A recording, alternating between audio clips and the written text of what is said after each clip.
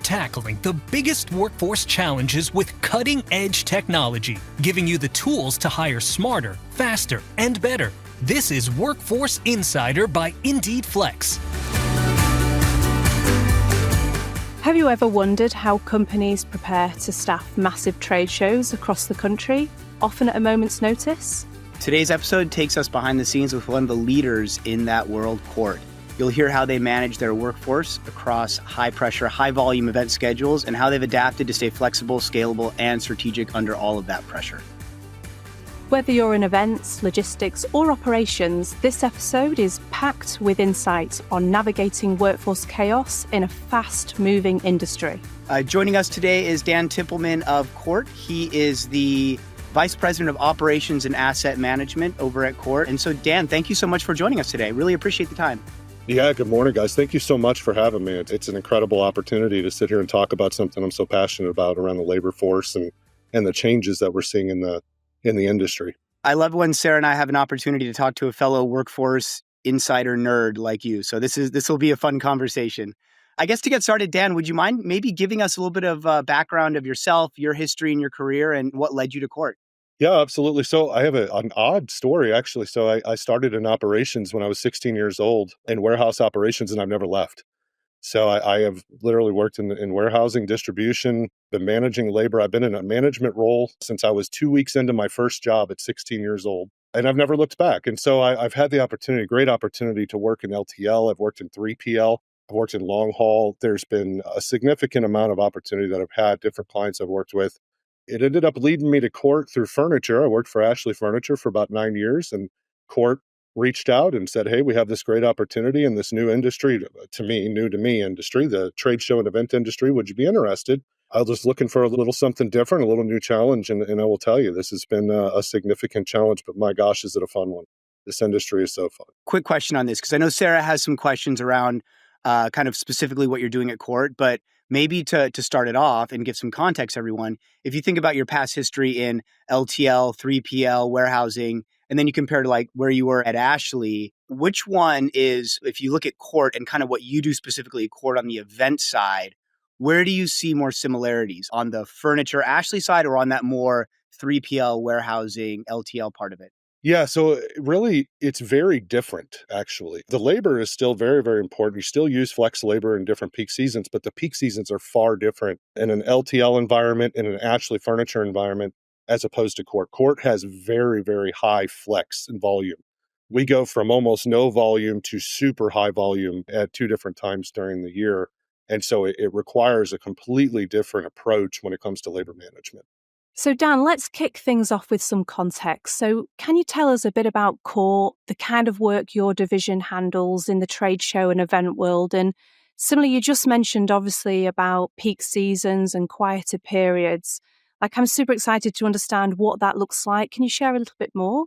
Yeah, absolutely. So what CORT does in the trade show industry, we're a small piece, right? There's a lot that goes into it. And we'll talk about the complexities of that here shortly. But what CORT does is we provide the furniture in the sitting area and the connection areas for trade shows and events. We bring it to life, right? We create the connection where people can sit down. That's what the whole point of trade shows is where people can sit down and look at each other face to face and have great conversations. We're the people that come in and we place those furnishings for you. So it's a lot of fun to try to figure out and very complex. And you might have 3,000 pieces of furniture going in 12 hours, and it all has to be set and perfect. And so that's where that flexibility with labor and whatnot comes in. Now, when we talk about peak seasons, it's not necessarily the size of the show, it's the compaction of the shows.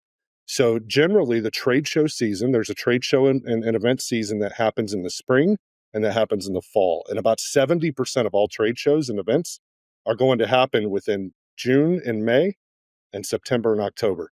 Those 4 months, most of our volume is going to happen. And that's where those huge peaks come in. We may not use any temp labor in some of those off months, and then our peak seasons will be significant. We have to ramp up very quickly. So there's a very widespread volume, and it could change overnight too with the different changes within our industry. Amazing. And how do you measure that success? Like, what does success look like for your team to execute an event smoothly? Really, it's meeting the client demand. So we work with general contractors generally, right? And general contractors will pull all of the different pieces together to put on an event or trade show. The way we measure success is by the way our client feels that they've been served from a furniture standpoint, ensuring that all of the product is in the right quality in the right places at the right time. Time is absolutely critical when it comes to trade shows. You can't open a trade show or event late. You have all of this marketing money that goes in, say, at 8 a.m., we're start on Monday. And if we're not ready, that's a huge problem. That's a major issue, right? So we measure success by the fact that we can't fail. There is no failure. And if you talk to anybody in the trade show and events industry, somehow everything comes down to the last minute, but we all make it work. We work together to do that in this industry. It's funny because you talk about the seasons for these trade shows, and that's when I'm traveling, right? Because I myself and Sarah are going to these. Now, we are a lot of the times the attendees for these trade shows, and the doors open at 8 a.m. So you're telling me not just court, but there are people scurrying around until 7:59, just making sure we're getting the placement correct, huh? Oh yeah, almost every trade show is like that. Not all of them, but there's always so many things that come up. If you can imagine just what it takes to do a trade show, let's just talk through that if we can. What does it take to make a trade show and how complex is it? And I think that was a couple of questions that we talked about, right? And it requires you to go into maybe it's 1,000,000 square feet, right, of nothing but a concrete slab. And imagine building a city in 3 days, a complete city. Everyone's been to a trade show. They've seen trade show floors. They've seen these event floors. They know what it looks like. It looks incredible, but you don't know what that looks like 3 days prior. It's a complete concrete slab that gets built up, and it requires multiple vendors, multiple people working together. The planning for these shows goes in. We start 6 and 8 and 12 months ahead of these shows to ensure that the planning goes so smoothly. We have a show that happens out of Orlando every year. It's one of the largest trade shows in the US besides CES, which is the computer trade show that happens in Vegas. Everyone knows that one. But there's another one that happens in Orlando, and it's 10,000 pieces, a little more than 10,000 pieces that goes in a matter of a couple of days. So you can imagine what that looks like from a labor standpoint. I'm interested, maybe if we drill in on that a little bit, because CORT is obviously the industry leader when it comes to event rentals and trade show setup. Like, you all are amazing in what you do and have amazing customer satisfaction. And so I'm wondering, though, so there probably aren't a lot of people listening to this podcast who are saying, oh, well, this is great because I'm also in the trade show world. But I would assume there are a huge number of comparables and parallels between, the kind of your background, which is that 3PL, warehousing, LTL side of it. And so while the peak periods are different, right? Like, while it is spring and summer as opposed to kind of that really high peak in the winter that typically the 3PL team has around the holiday period. Can you walk us through, like, maybe what are some of the similarities that you've seen, especially from a labor planning standpoint? If you're sitting there, like, picture yourself 7 or 8 years ago before you got into this, what is some advice you would give to the Dan of 7 years ago about how to take some of the learnings you have now and apply them effectively kind of to that more traditional warehousing side?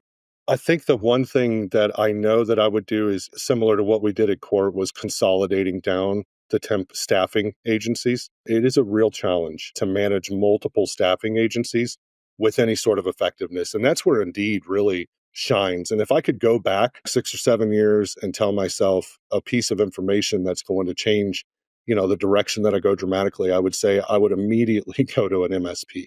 I would centralize my staffing agencies. I would make sure that I had one management system, something that I could count on to grab the data, understand productivity levels, understand the fulfillment levels, better understand the pricing, and ensuring that I'm getting the best bang for my buck as the client. And I'm also being able to support the industry appropriately. Okay. So pre MSP, what did the court staffing model look like? And also, I guess, maybe prior to court, like, what were some of the things that you experienced that were maybe pains, unnecessary headaches that you had to deal with before? It was kind of the necessary evil of those peak periods Oh, yeah. that now you feel like you don't have to deal with. There's so many. So I would say the biggest one is just I have better access to data to understand how the labor teams are performing. And I can see that we can make changes. We can understand productivity levels. We can do better labor planning because of the data that we have. Before we got into working with Indeed, we had over 30 different temp agencies for 16 districts, 16 different cities. We had over 30 temp agencies. Could you imagine having to audit each of those invoices. Every invoice has to be audited. Every contract has a different markup. It was very, very difficult. It was very hard to manage, making sure accruals were properly input. And so, matching up financing, all of those things are incredibly difficult when you're dealing with so many different staffing vendors. What Indeed Flex, what you guys came to us, they said, "Hey, we have this opportunity here." We were already starting to look at an MSP, just kind of browsing around, trying to understand how we could get a little bit of better controls. We didn't really know what was out there, but when you guys approached us, we started doing a lot of research and found that your program is exceptional, and it provides everything I was asking for. It's going to give me fulfillment rates. It's going to tell me it's better communication. It's better technology. It's better reporting. It's better data. It's everything that I've asked for. And then it's one centralized place I can go to look at my invoices to find all of the information I need. So it's been a significant improvement moving into this role as opposed to where we were when we started at 30 plus vendors across 16 districts. Nice, Dan. Honestly, that's amazing to hear, genuinely. And I guess, managing so many agencies across so many cities. You mentioned obviously reporting being a big factor of what's now supported you, but back then when you were doing that and you were in that position, was there a moment, was there a sudden point where you thought something has got to change here?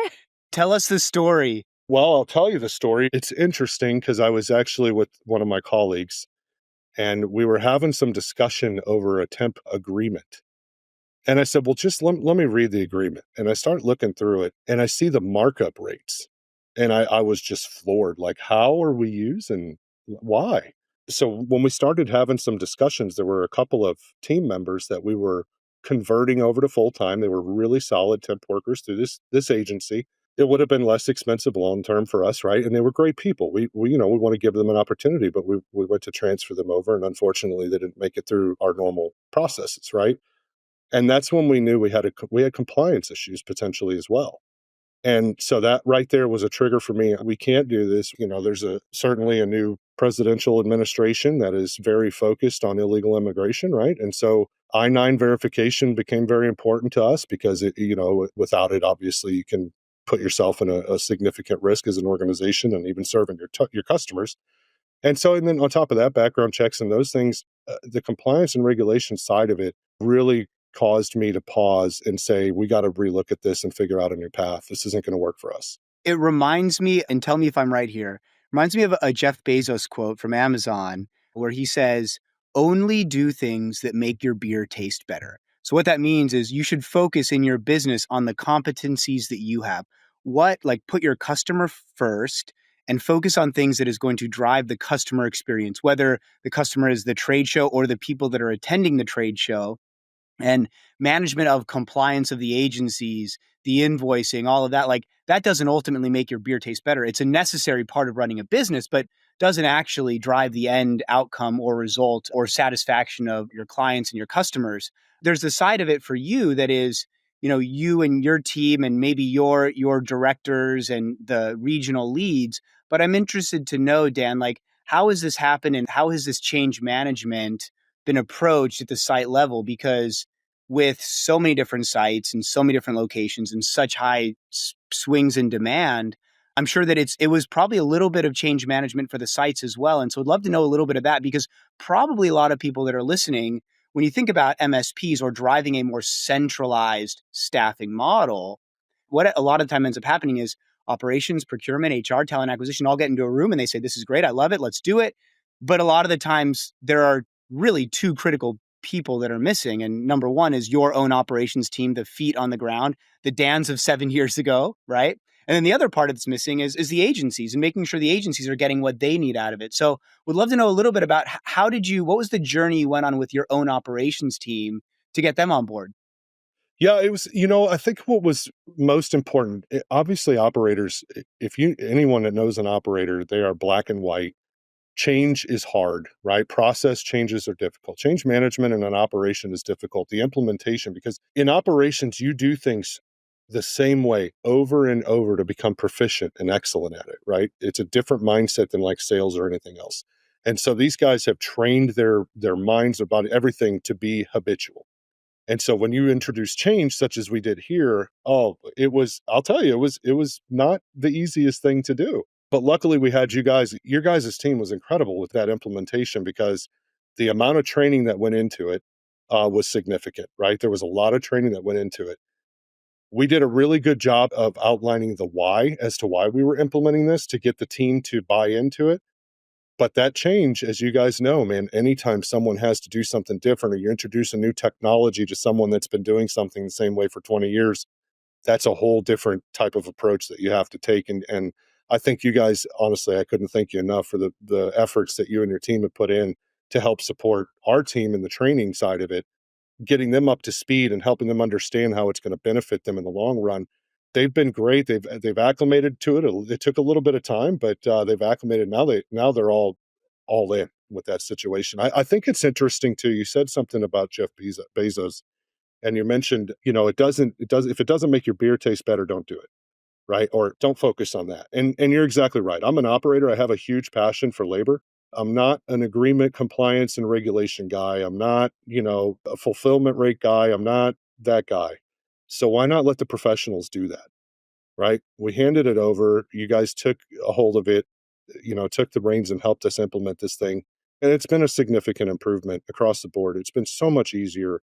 When we look at the invoice compliance, just the compliance and regulation, the accuracy, the different audits, the constant communication between vendors, we still have all of our relationships with the local vendors, but it's managed, or at least the orders come through one simple technology. So the change has been wild. Let the professionals go ahead and manage the labor while I just reap the benefits of getting great staffing with great fulfillment rates. Oh, I love that, Dan. That's brilliant. It's so great to hear that platform has essentially reshaped how you operate and it's created that impact. You mentioned obviously there about invoicing. Has that been an area that's created the most impact for you guys? Like, I'm keen to understand, what actually has supported the internal teams even more. What's been easier for them, or what's got better? Yeah, I think it's the ease. It's really the ease. And we've gotten better quality too. And here's the reason why I think. The Indeed Flex program is so easy to use from a flexer standpoint. And I've talked to some of the Indeed Flexers out on the show site and whatnot. A lot of these folks, they need that flexibility because it's their life, right? It might be a second job. It might, it's a supplemental income. It might be their full-time job and they like to do different things on a regular basis. The labor market has changed significantly over the course of the last 5 years, right? The values have changed tremendously. People have switched their mindsets up to, instead of like Gen X being, I'll sacrifice my time for money, you have the different generations come in and time is more valuable than anything to them, right? And that was evident after COVID. And I think we saw a big change in the labor market that way. So flexibility is very, very important. That was a huge pickup for me. It was really nice because the flexibility, the people that are coming in, the technology that they're using, the ease of getting them in the door is so much more simple than them having to apply here, do this and call in every day and all that. They just have an app on their phone. Yep, I want the shift. They move in. We have communication immediately, who's coming and whatnot. It's been significant, but I'd say the most surprising thing that we encountered with this change was the cost savings. I didn't expect cost savings moving to this model. Generally, when you improve technologies, when you improve your reliability, your fulfillment rate, the productivity of your team, your cost goes up, right? You get what you pay for generally. But through the whole transition to the MSP, you guys helped us navigate some of those agreements and some of the negotiating of those agreements to ensure that we were aligning markups across the board. And evidently, we consolidated a lot of those staffing agencies because they weren't going to be able to comply with our regulations, or they weren't going to be able to meet the markup rates that we expected. And you guys have filled those gaps. And we're actually starting to see temp savings by hour. So which is the first time I've seen that. Honestly, I don't think I've ever seen that year over year in my career. So that was probably the most surprising part of it. Wow, there's a lot there. Let's just unpack that just for a second, Sure. because that was great. So one of the really interesting parts that I kind of hone in onto from what you just said was really about the kind of that technology side and then also the people side of it. And one of the things that I've noticed, like I was on site actually with a large client we were just implementing a couple of weeks ago and checking in some of our workers. We all try to, like, no matter who at Indeed Flex, everyone has a requirement. You have to go and essentially like be in the trenches at least once a quarter. Everyone does it. Like our CEO was literally making calls last week to our workforce to get them booked onto some work. And when I was there, I was noticing like when I was checking in these workers, this client had a relatively interesting shift pattern. It was like 9 a.m. to 1 p.m., right? So like early in the morning, but not too early, kind of like I would say like court-esque shifts, right? Like not super long. They were a little bit more ad hoc. It wasn't every single day. And I was looking at the people I was checking in, and it was students, it was mothers, it was people that were retired. And they were saying, hey, like, I want to be able to pick up this work so that I can still drop off my kid in the morning and then pick them up in the afternoon, right? Having that flexibility and saying, hey, you know what? I have to take grandma to the doctor's on Wednesday, so I'm not going to be able to pick up this shift. Or conversely, like we also have people who say, hey, like I work a night shift, but being able to pick this up in the eve or in the morning, so I'm able to still have that flexibility, add some extra income on is really important. I'd love to know, like, have you seen any like quality consistency differences because you're almost able to leverage a different workforce now? I think kind of going back to the technology side, because it's very easy to have a worker who works on Indeed Flex on a more permanent basis for another client and then pick up ad hoc shifts on the weekend to set up a event for court. Have you noticed any differences from the standpoint of like the quality of the worker or the ability to kind of re-engage that same worker over and over? Oh, absolutely. And you brought up, well, there's two good points there. One, you said the shifts and the timing of the shifts. Some of the data you guys provided helped us understand where we were getting better fulfillment when we would have an 8-hour shift or a 6-hour shift or during this period. You guys provided that data to us, which helped us better align our production schedules with the general contractors to match some of those labor where we have better labor fulfillment, which it's not a significant difference between the two, but it's always nice to be at 99 as opposed to 98. Right? So just putting that in perspective. So that was one thing. That was the data side of it. And then on the other side of things, James, the quality side has certainly improved. And what we've seen is we've seen the retention. We continually get the same people. And I think the reason is we have a larger labor pool and the people that enjoy doing this type of work, they've been able to come in and they see it and they enjoy it. And so we continually get the same people. So we improve productivity as well. I see the same flexers on show side. I'll be there this Saturday, and I'll bet I'll see the same 5 or 6 people at the Cosmoprof show in Las Vegas, and it'll be the same normal core of people, and they're all happy. They love what they're doing. It's finding the right people too with that bigger labor pool. The right people end up in the right seats because you have more options for them. They can pick up their phone and look at all of these different job descriptions and choose one. I think it's really matching what our labor environment today needs. I mean, you're filling a void that's been there for a long time, and that's that flexibility.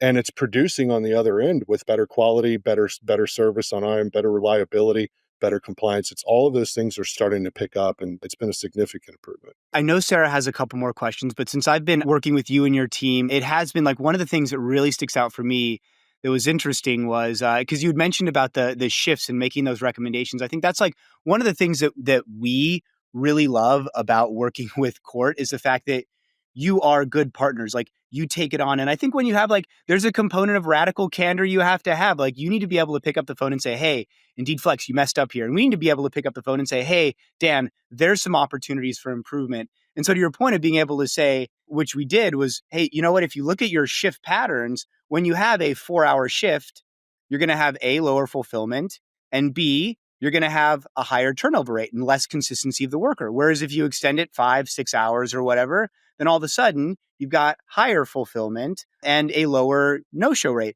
And it's really nice to have a relationship with someone on the operations team because then you can go and you can crunch the numbers and you can say, well, if it's a 4-hour shift and I need 70 or 50 people for a 4-hour shift, maybe I can get away with, 35 or 40 people for a 6-hour shift. And then I know long-term, I'm actually planting the seeds for more of that consistency. So it's been really nice to have that relationship with you and your team. And I think that's one of the great things about kind of really saying, if you trust one of your providers to kind of essentially be the steward of that temporary labor program, and they are the right provider and they are going to be strategic about it, really how you can help to force multiply, allow you to focus more on what you're doing, and then really allow yourself to be able to drive some of those suggestions that the team is making to be able to have better results. Yeah, it's data driven, right? I mean, you guys pull the data, you tell us what we need to do, and I'm going to make decisions based on the data. That's how I operate. That's how an operator generally works. And the information you guys provided has certainly helped in that aspect. We've been able to increase the amount of retention. I would call it retention of getting the same flexors because we're offering the same shifts, which that consistency, but also the flexibility of smaller shifts or swing shifts here and there.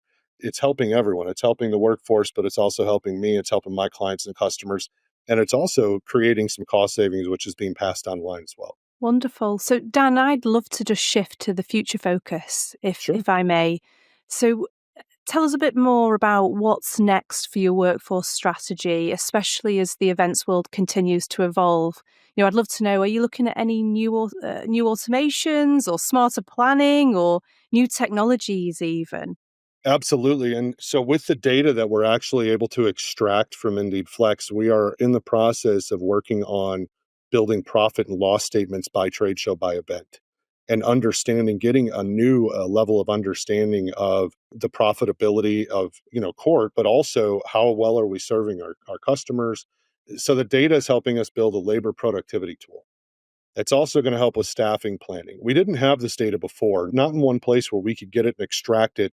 And I could actually see by flexor or by city what their labor metrics were. And so it's going to improve productivity, planning. All of these things are going, that's just a leading measure, I guess, a lagging measure of all the leading measures we're going to be inputting to help support the data that you guys provide, within that Indeed Flex platform. That's the future of what we're doing right now. We're trying to get to a point where I know down to at least 30 minutes of exactly how many people I need, when and where and how to move these type of pieces and this far and so on. So it's a really fun, I guess you would call it formula or algorithm to create and try to understand, but we have the data to do so. Amazing. No, that's great, Dan. And I guess some advice for other companies in similar industries, trade shows, hospitality, logistics. What advice would you give to them based on what you've learned through this process? Yeah, from a labor standpoint, I would say if you have any need for flexible staffing, any need whatsoever, do not hesitate if you have multiple sites to go directly to an MSP or something similar like an Indeed Flex opportunity. It will save you a tremendous amount of time and frustration. Let the professionals manage it. Let the labor professionals manage getting you the labor. You can manage the execution on the operations side, but do yourself a huge favor and allow the professionals to do what they do.